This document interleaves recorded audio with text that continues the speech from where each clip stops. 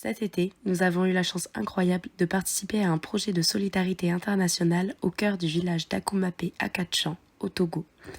Pendant plusieurs semaines, nous avons travaillé main dans la main avec la communauté locale pour construire une école comprenant 2 salles de classe et des latrines, 2 bâtiments essentiels pour les enfants de la région. Tout au long de cette expérience unique, nous avons collaboré étroitement avec l'association Action Solidaire Togo en partageant nos journées de travail et nos moments de vie. Au travers de cette vidéo, nous espérons pouvoir vous emmener dans cette aventure extraordinaire que nous avons vécue.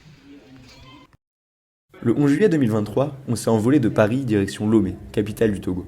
Après quelques heures de vol, le groupe était enfin au complet. On a été accueillis dans la maison de l'association AST selon la tradition togolaise, c'est-à-dire avec du sodabi et de la musique. Après quelques jours passés sous le soleil des tropiques, on a pris la route pour Akoumapé à Katchan, le village dans lequel on allait passer les 3 prochaines semaines. Avec le groupe, on s'est tout de suite bien entendu. Cette bonne ambiance allait rester du premier jour jusqu'au dernier. Après 3 heures de voiture sur des routes un peu chaotiques, on est enfin arrivé à Katchan. Là, les habitants nous ont fait la surprise d'organiser une fête en notre honneur avec danse et chants traditionnels. On a même pu tester nos compétences sur le dance floor, mais ça, pas sûr qu'on vous le montre un jour.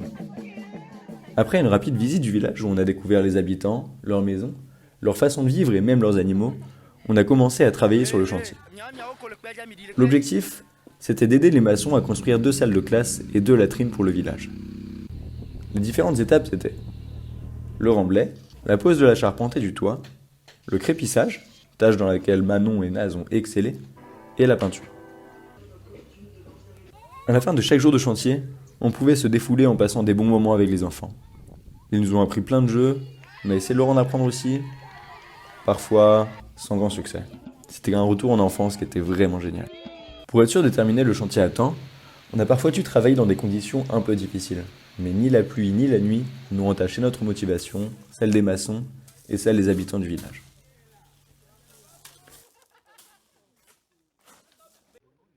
Ce mur peint de main représente l'achèvement du projet. On était super fiers de nous à ce moment-là, mais aussi un peu triste, parce que ça voulait dire que l'aventure touchait à sa fin. Heureusement, le sourire des enfants était là pour nous remonter le moral.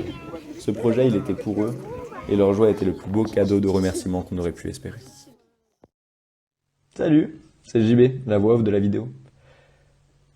Comme vous l'imaginez, 3 minutes, c'est beaucoup trop court pour raconter tout ce qu'on a vécu. Et comme on a vécu quand même des trucs de fou, j'ai pas envie de vous laisser là-dessus. Alors, je vais laisser les autres vous en dire un peu plus. L'arrivée, en vrai, ouais, je comprenais pas trop ce qui m'arrivait dans ma vie. Genre, j'étais là, j'étais assis sur un pupitre. Il y avait un village entier qui était en train de danser pour fêter notre arrivée. L'arrivée au village était bien avec les habitants du village qui nous ont organisé à peu près une choré, une danse avec les filles, avec les garçons qui sautaient derrière, qui faisaient des trucs. La petite choré. Oui, un petit choré, oui, deux pas en arrière. Ben, c'était génial ce moment et tout. J'ai raté ça moi. Ouais, c'est Oui, vrai. j'ai pas de souvenir de ça. À cause de qui déjà? C'est naze. Ouais. On s'attendait pas du tout à ça. Donc les villageois qui nous ont fait toute une surprise avec des chants, de la musique, des danses, etc. Tu voyais vraiment la motivation des gens, rien que quand le car est arrivé et que tous les enfants couraient derrière et tout. Ouais. Mais surtout, ça se voyait qu'ils étaient heureux qu'on soit là et vraiment, ils nous ont accueillis hyper chaleureusement et ça, c'est vraiment quelque chose de bien. Moi, je redoutais le moment où on allait se retrouver à danser nous. La danse de JB Ah. qui était... Je crois que je vais être obligé de montrer la vidéo. Désolé les gars.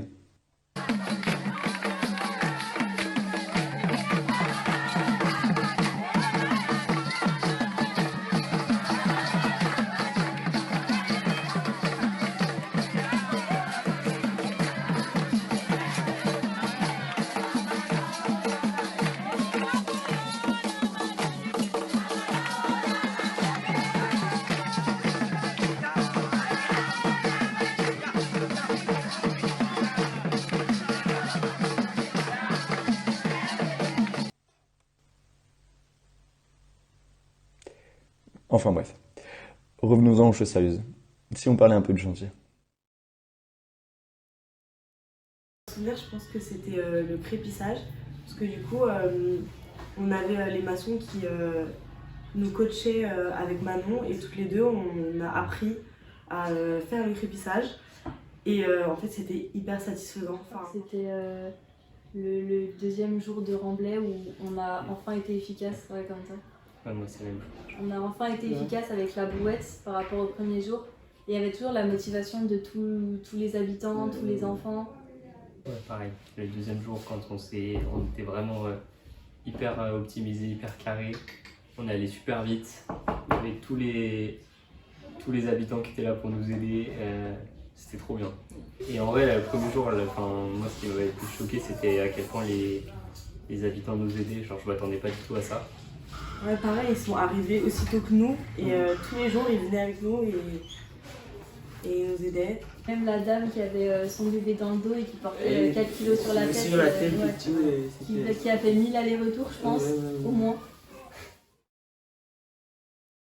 Au Togo, on se lève tôt. Genre, si on fait le petit-déj, si on est la team cuisine, on se lève à 6h, 6h30. Si on n'est pas la team cuisine, on se lève à 6h30, 7h. Mais ensuite, on a le temps de manger tous ensemble, on a le temps de faire la vaisselle derrière et on part au chantier sans trop se presser. Et malgré ça, on arrive quand même au chantier toujours à l'heure, du coup à 8h chaque matin. Et c'est partout, après du coup ça se répercute dans la journée quoi. Par exemple, on finit le chantier à midi, ensuite on prend le temps de faire une pause pour faire la sieste, se reposer. Mais on est du coup efficace 3 heures de plus l'après-midi sur le chantier. Et voilà, c'est deux manières de s'organiser différentes et au final on voit que on sacrifie une heure de sommeil le matin, mais ça permet de prendre plus le temps la journée, c'est quand même agréable. Et ça permet de partager des bons moments ensemble, quoi, à table, etc. Donc ça c'était plutôt positif, un truc que j'ai découvert ici. C'était bien, tout le monde met la main à la pâte, tout le monde essaie d'aider l'autre à bien à faire la tâche pour qu'on gagne un peu de temps pour le repos aussi de la famille parce que on n'est pas sans savoir que la mission était un peu dense à arriver à un moment. Donc, La cohabitation, on était quand même 12 puis 15 à un moment donné et on vivait quand même dans un endroit, pas étroit non plus, mais juste on a bien vécu la cohabitation à 15 et je trouve que c'est vraiment ça a bien marché. Une réussite quoi. Ouais. Kawa, mite na mite, Chaud, chaud. Santana, Wow. Tokos, carré. Ouais,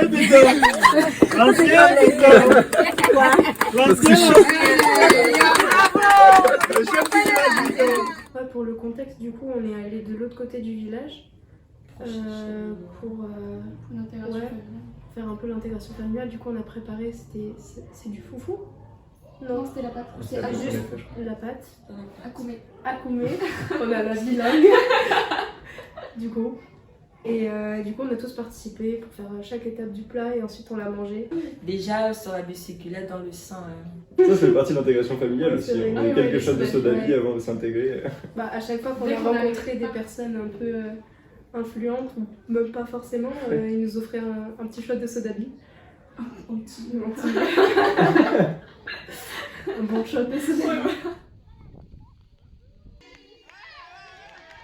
Puis, ils étaient trop mignons, ils étaient tous hyper impliqués, c'est ça. Ouais. Hyper attentifs. Ils comprennent pas tous le français.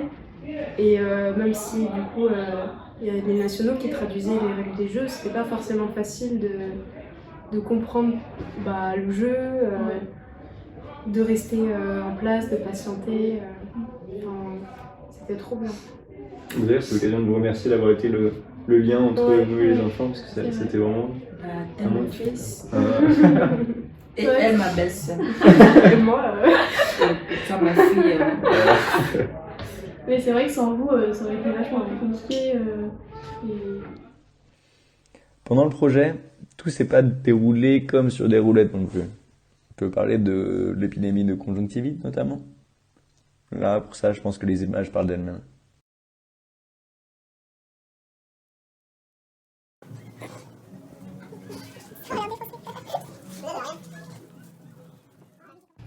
Oh là, les problèmes. Super famille, ouais, ben, ce fameux épidémie appelé Apollo, ben voilà. Bah, les Yovos ont contaminé Akatchan avec Apollo. Apollo, ça a surtout marqué le début des lunettes de soleil pour tout le monde sur le chantier. On partait en vacances les matins avec ses lunettes de soleil, casquette et tout. Mais, il y avait de la fatigue. Il y avait la fatigue, il y avait aussi la fièvre qui a... Ouais. Mais bon, ça n'a pas freiné non plus le chantier. On s'est donné toujours le meilleur. Bon, moi, ce qui m'a touché, c'est qu'il y a des gens qui faisaient la fièvre, mais qui venaient toujours sur le chantier, nous aider un peu, mais ils ont tendance à travailler un peu moins. Ce qui m'a marqué sur le truc là, c'est que c'est comme si ça prenait ceux qui faisaient la grande gueule, quoi. Parce que j'étais arrivé, la veille, apparemment, il y avait l'eau qui disait à Ferdinand, ben, on a fait une prévision pour tout le monde, même pour tous ceux qui n'ont pas encore atteint cette maladie. Ferdinand disait non, que ben, nous, on est déjà, que ça ne peut pas arriver. Et le lendemain, voilà Ferdinand avec ses yeux rouges. Oui, c'est ça. Ben, ça se partage tout. Et ça s'est partagé tout aussi.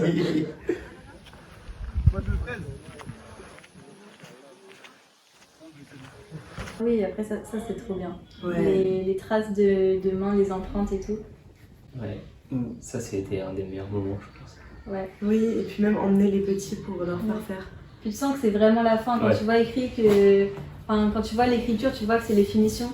Et toutes les petites traces de main, enfin mettre les nôtres avec écrire nos prénoms dessous. Et mettre les traces de main des enfants, enfin c'était trop mignon. Moi j'ai aimé. Ah, c'est la vidéo des mains, ouais. Les empreintes. Bon, ben ça c'est l'aboutissement de tout. Hein. Quand on a posé les mains, c'était bon. Hein. C'était bien qui finit bien. Ouais. C'est là tout le monde a su que vraiment le chantier était terminé. Ouais, c'est ça. Et qu'on partait vraiment levé. Et après, on pleure. Ouais. Non, c'est pas le moment de pleurer encore. Eugene, retiens tes larmes. En fait, ce serait plutôt le moment des remerciements. Je pense notamment au FONGEP, Coup de pouce ou Grenoble INP qui nous a permis de financer une grande partie du projet. Ensuite, nous tenons à remercier les étudiants de Grenoble INP qui ont participé aux événements que nous avons organisés, mais aussi les lycéens du lycée Notre-Dame-du-Veu qui, en réalisant l'opération Bol de riz, nous ont permis de récolter de nombreux fonds. Enfin, nous tenons à remercier tous les participants de la cagnotte, nos proches comme des personnes que nous ne connaissions pas, qui ont permis le financement de ce projet. Un grand merci aux associations EED et France Volontaire Togo pour l'accompagnement. Et merci vraiment, merci mille fois à tous les bénévoles AST qui nous ont accompagnés durant ce magnifique projet. Du coup, merci beaucoup à Ferdinand, merci beaucoup à Christian, à Aimé, à Seba, qui nous ont vraiment accompagnés tout au long de la mission. Merci à Georges et Hélène aussi, qui étaient sur place en France, mais qui nous ont bien aidés.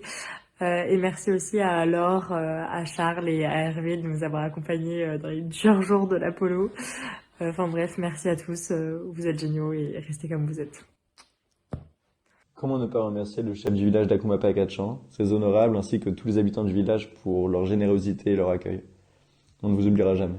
D'ailleurs, je crois que eux aussi, ils ont un petit mot à nous adresser. Alors, je vous laisse avec ça. Eugene, je te laisse sortir les mouchoirs. Et puis je vous fais des gros bisous. Ciao, ciao. Tous les habitants, ils portent la parole de tous les enfants, tous les habitants. Ils vous disent un grand merci pour ce joyeux que vous leur avez fait. Et puis ils vont essayer dès déjà la rentrée de recruter des jeunes volontaires pour les professeurs et tout.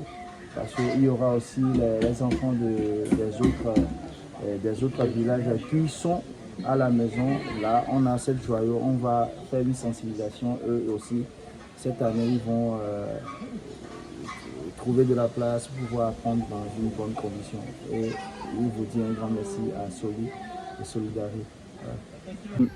Oui, je vais d'abord remercier l'association ASC Soli parce qu'il nous a donné ce bâtiment. Auparavant, le bâtiment que nous avons ici, les enfants sont trop nombreux et ils n'arrivent même pas à respirer. Donc, grâce à eux, nous avons encore d'autres bâtiments qu'on va évacuer certains élèves pour qu'ils auront de l'air. Je vais les remercier. Merci. Je m'appelle Espoir. Je suis natif d'Akatchan. Famille Pombe. C'est bon pour que ce que vous allez nous faire, c'est bon. Je vous aime. Et côté maçon, et côté peinture aussi, je vous aime. Parce que vous faisiez tout. C'est pourquoi je vous aime. vous aime. C'est bon? Interview. D'accord, merci. Pour vous, vous tous, vous les 8 blancs qui sont revenus ici, je vous aime à propos de votre courage que vous avez pris. Je vous aime beaucoup. Mité na mité. Un banc d'amour pour Akachan.